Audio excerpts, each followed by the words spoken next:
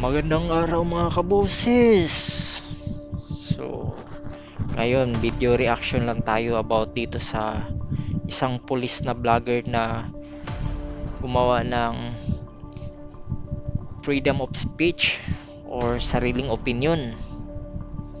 Ano ba naman to? Simula nung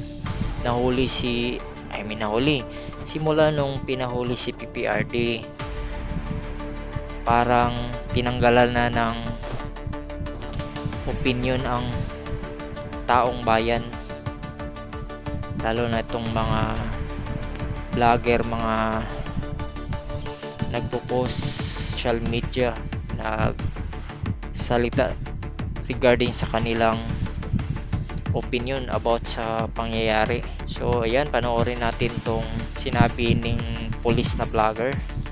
Kahit presidente ka pa ng Pilipinas, kung mali yung utos mo sa akin, hindi kita susundin. Sino ka ba para sundin ko, di ba? Tama? O may tama daw ako eh. May tama daw ako. May tama ka, sir. Isa lamang ito sa maraming mga banat na nakapost sa social media page ni Patrolman Francis Steve Fontillas. So ayun, no, mga kaboses, no, wala naman siyang sinabing masama, no.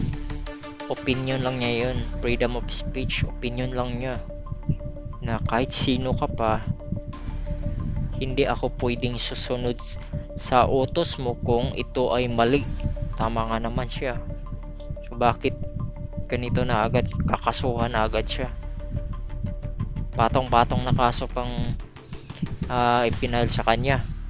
So ganito na ba tayo ngayon dito sa bansang Pilipinas? Ganito na bang patakaran natin ngayon dito? Wala na tayong freedom of speech o sariling opinion?